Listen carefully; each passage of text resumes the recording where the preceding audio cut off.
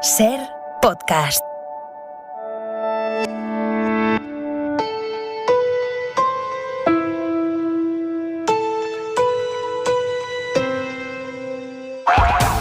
Quedan 4 horas para que ya no sea obligatorio llevar mascarillas en exteriores en España. Eso sí, siempre que se pueda mantener una distancia social de 1,5 metros. La obligación se levanta a las 12 de la noche, justo al comienzo del primer fin de semana de verano. Y a esta hora, en Baleares, realizan un experimento, 2 pruebas piloto para calibrar riesgos y posibilidades de la vuelta del ocio nocturno masivo. Las pruebas se realizan en Mallorca y en Ibiza. ¿Y en qué consisten? Chus Navarro, buenas tardes. Buenas tardes, pues la primera ha arrancado en Ibiza a las 7 de la tarde en el Hard Rock. 1.500 asistentes, solo 800 pueden bailar en la pista de baile con mascarilla. 200 trabajadores controlan que no haya ningún problema. Se permiten las mesas de un máximo de 8 personas para consumir bebidas. Pueden consumir solo sentados. Del total, unos 400 se han tenido que someter al test rápido de antígenos para poder acceder al recinto. El resto cuenta con la pauta completa de vacunación. Y a las 10, Sidoní ofrece un concierto piloto para 5.000 personas sin distancia de seguridad en Mallorca, pero con mascarilla. Los asistentes tienen que acreditar que están vacunados, que han superado la enfermedad o mostrar también un test negativo. Le iremos siguiendo la pista al experimento a lo largo de la noche para comprobar si la serenidad y la prudencia de estas primeras horas se mantienen después. Hay que ir con pies de plomo, como demuestra el brote masivo estudiantil originado en un viaje fin de curso precisamente a Mallorca. Ya son más de 500 los contagiados en 7 comunidades autónomas y hay más de 2.000 personas en cuarentena. El gobierno balear ha abierto una investigación a 9 hoteles y expediente a los organizadores de un concierto.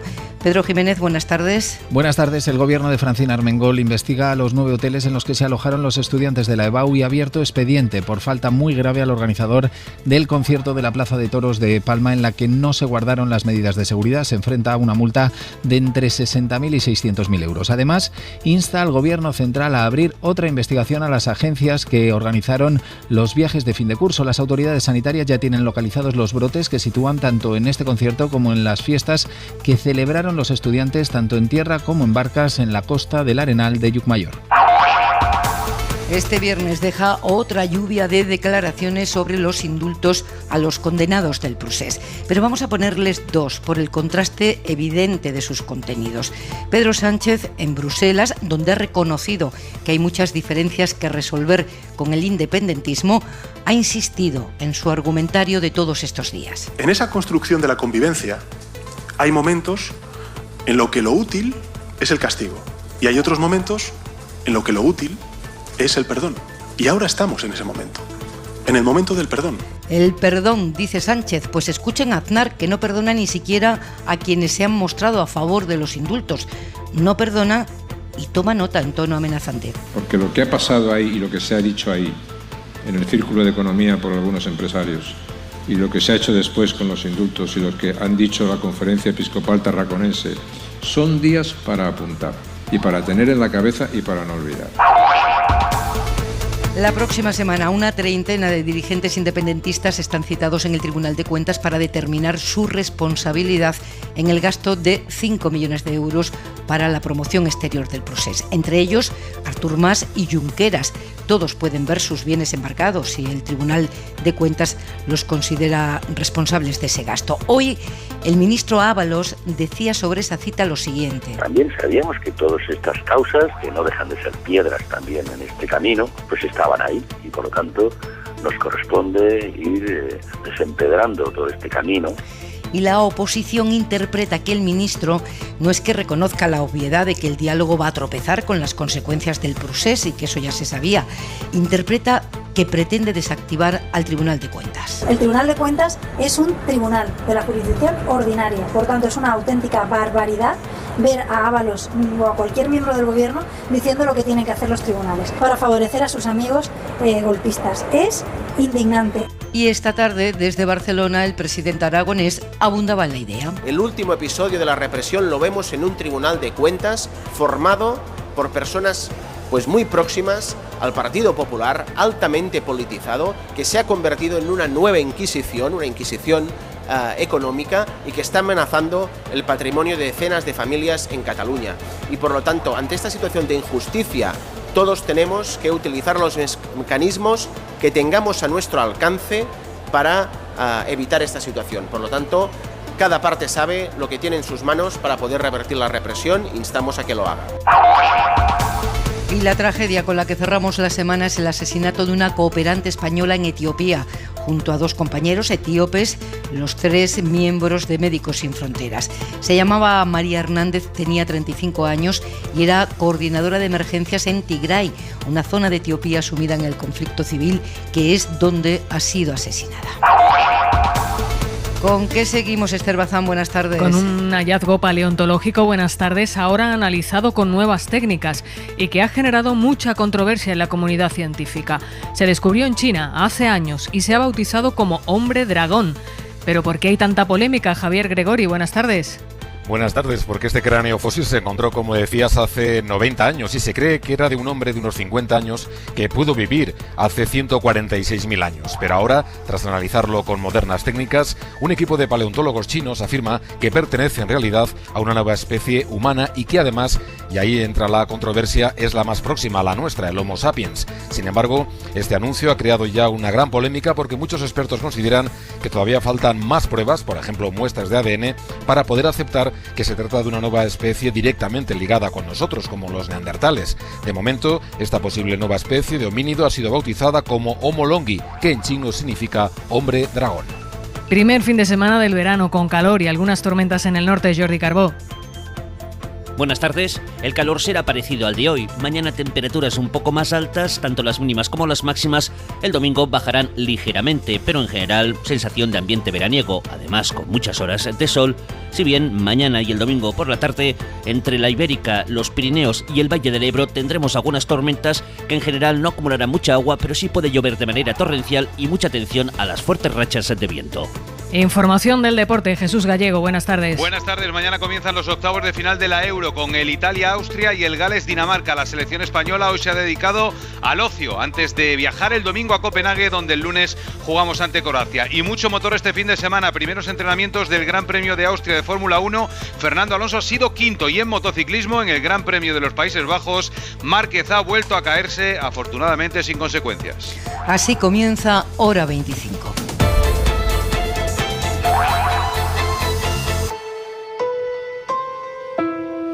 Es el mejor ejemplo, el ejemplo más claro de lo que puede pasar si no se respetan las normas, si no las respetamos.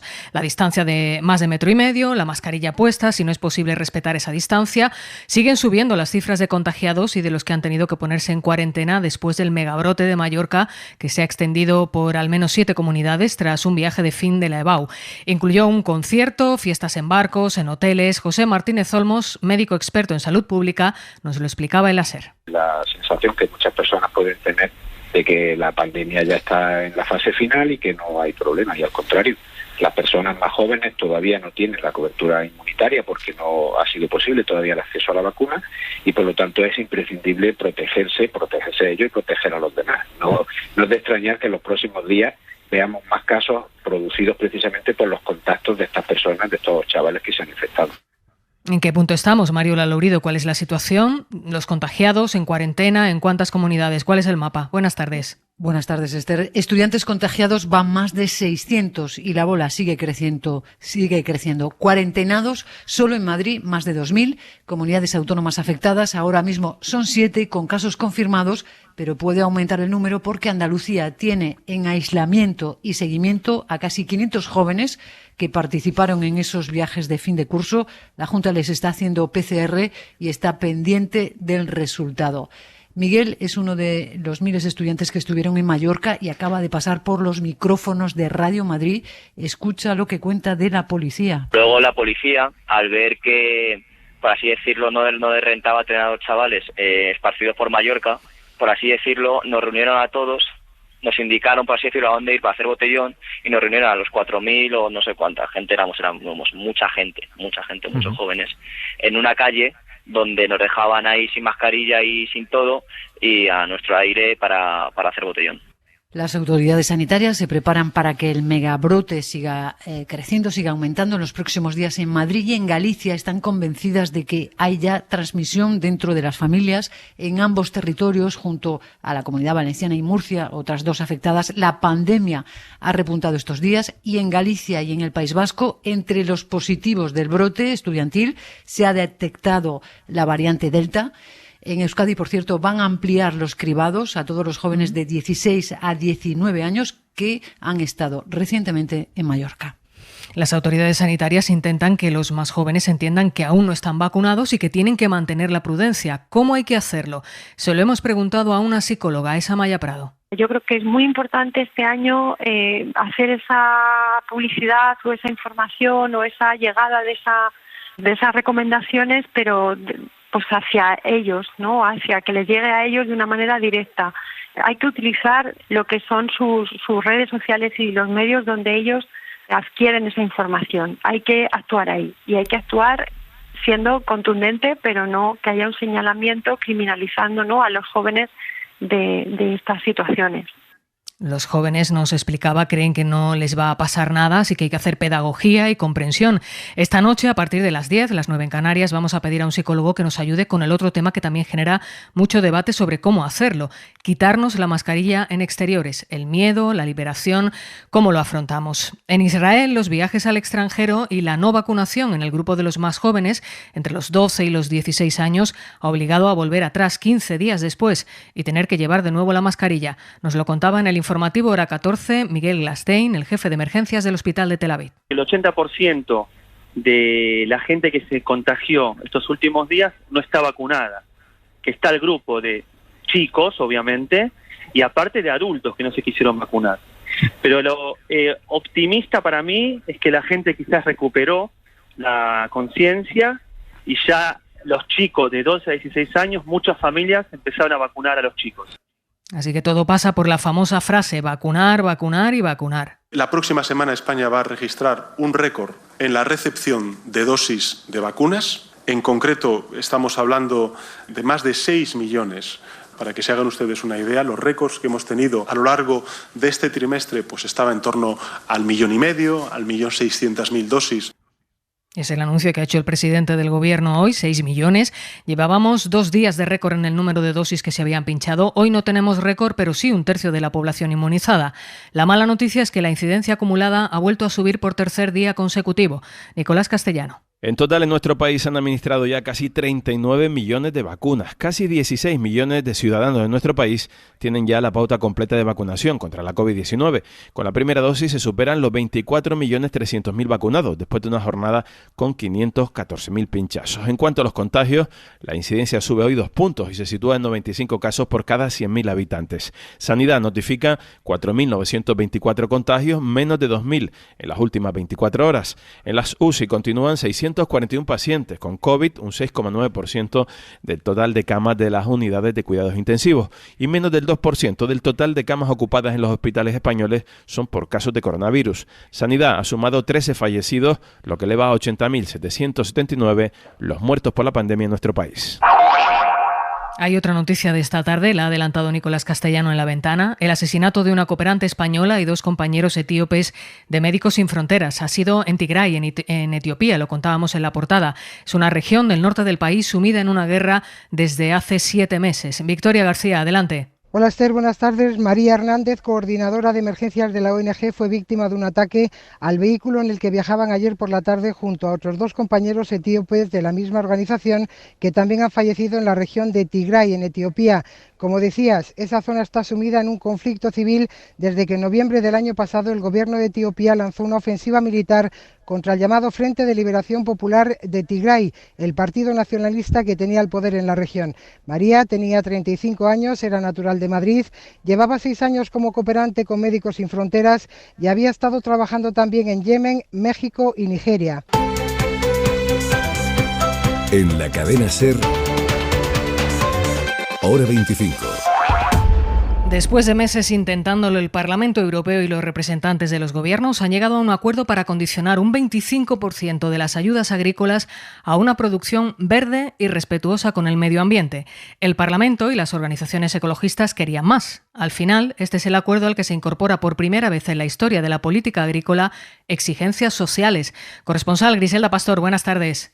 Hola, muy buenas tardes. Todos los acuerdos agrícolas sí generan un enorme debate y este también lo hará, pero aquí está. Este es el pacto después de un largo pulso que va a terminar este próximo lunes cuando los ministros de Agricultura en Luxemburgo ratifiquen el pacto que han suscrito con el Europarlamento. El 25% del dinero directo en subvenciones a las explotaciones europeas queda condicionado, es decir, que lo pueden perder quienes no quieran una producción verde.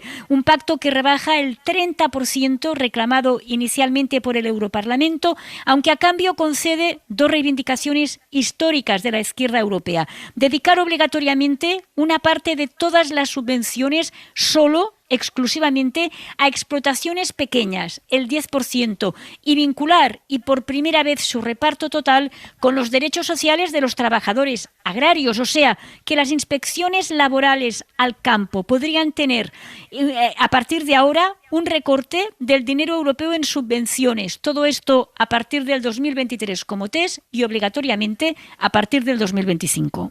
Gracias, Griselda. Como hemos escuchado en portada, le han llovido las críticas al ministro Ábalos por decir en Ser Cataluña que las causas en el Tribunal de Cuentas por la promoción exterior del procés son piedras en el camino para el diálogo. ¿De qué causas estamos hablando? Pilar Velasco, buenas tardes. Hablamos, buenas tardes, de los dos procedimientos que mantiene abiertos el Tribunal de Cuentas por responsabilidad contable unificados en una sola causa: los gastos del 1 de octubre y la promoción exterior del procés. Fuentes del tribunal confirman a la SER que el expediente por los gastos de las llamadas embajadas catalanas a través del Diplocat ascenderá a 5,4 millones de euros, una nueva fianza que tendrán que depositar los expresidentes Mas, Puigdemont, Junqueras y 35 exaltos cargos del gobierno catalán. La cantidad se suma a los 4,1 millones de euros que ya afianzaron por la presunta malversación del 1 de octubre. Están citados el próximo martes para formalizar los expedientes. La cifra no es definitiva, ya que pueden hacer alegaciones, aunque fuentes de la sala calculan que ambos procesos rondarán los 10 millones de euros que tendrán que depositar antes del enjuiciamiento. Pero sin duda quien ha ido más allá en su crítica ha sido Aznar. Le hemos escuchado cargar contra empresarios y obispos catalanes, pero no solo. También contra Pedro Sánchez por los indultos e incluso ha vuelto al 11M, uno de sus clásicos, Mariela Rubio. Así es urgente que Pablo Casado gane las elecciones y España, decía Aznar, ponga fin a la dinámica del PSOE de llegar al poder en circunstancias especiales. El Partido Socialista ha llegado al menos 2 veces al gobierno en unas circunstancias muy especiales. Una en el año 2004, cuando llegó como consecuencia de unos ataques terroristas, utilizando esos ataques terroristas para intentar afectar a la credibilidad del gobierno.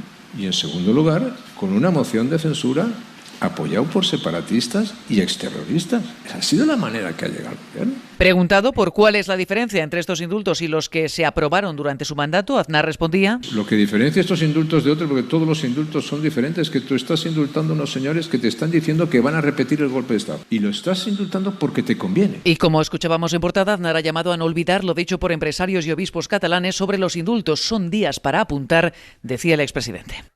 Los elogios los ha guardado para la presidenta de la Comunidad de Madrid, junto a la que participaba en una charla, Mariela. Sí, se lo ha dicho además al propio Pablo Casado, a quien ha dirigido también elogios el expresidente, aunque no como Ayuso, a quien ha comparado con él mismo, con un joven José María Aznar en Castilla y León. Isabel hace lo que tiene que hacer. Cuando hace unos pocos años yo era presidente de Castilla y León, yo lo hice. Es que a un presidente de comunidad autónoma relevante, importante, lo que no se le puede pedir es que esté en silencio, que no opine de las cuestiones políticas nacionales. Lo que es lamentable son todos aquellos que andan por ahí que no dicen una palabra más alta que otra. Y es que Ayuso, continuaba Aznar, es un ejemplo de liderazgo y su victoria nos marca el camino. Y ese camino es el camino esencial que hay que seguir ahora. Todo tiene sus matices aquí o allá, pero esencialmente ese es el camino que hay que seguir. No es extraño que en este contexto preguntasen a Ayuso si Casado debe temer por su liderazgo. Ella respondía: Casado no es un hombre de complejos. Vamos a volver a escuchar a Pedro Sánchez ahora sobre su cita del martes con el presidente de la Generalitat y lo que ha dicho sobre la reunión per Aragonés. Con el presidente de la Generalitat de Cataluña hay mucho que hablar, hay mucho que dialogar y hay muchas diferencias que tenemos que resolver. Eso es evidente. y ha escuchado cuáles son sus proclamas, cuáles son sus reclamaciones. Nuestro único límite es la voluntad de la ciudadanía de Cataluña y, por lo tanto, actuaremos, defenderemos y exigiremos que la solución que se ponga encima de la mesa tenga como único límite la voluntad de la ciudadanía de Cataluña y ningún otro.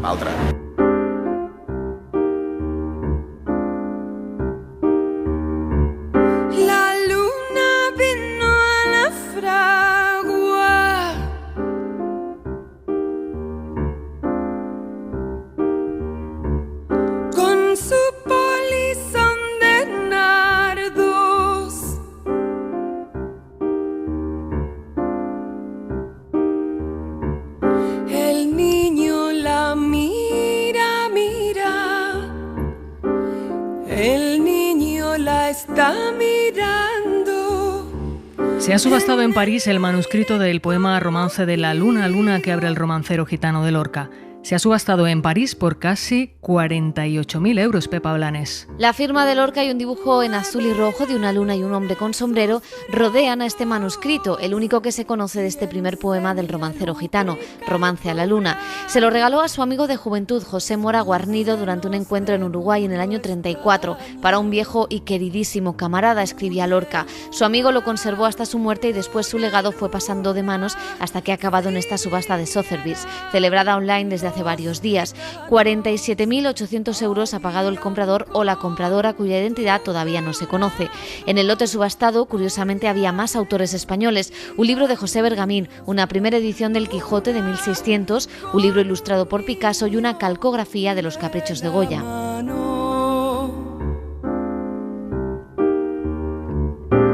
Dentro de la fragua lloran, dando gritos los gitanos. El aire, la vela, vela. El aire la está velando. Carmen París y el romance de la Luna, Luna. Suscríbete a Hora 25. Todos los episodios y contenidos adicionales en la app de Cadena SER y en nuestros canales de Apple Podcast, Spotify, iVoox, Google Podcast y YouTube. Escúchanos en directo en la SER de lunes a viernes a las 8 de la tarde. Cadena SER. La radio.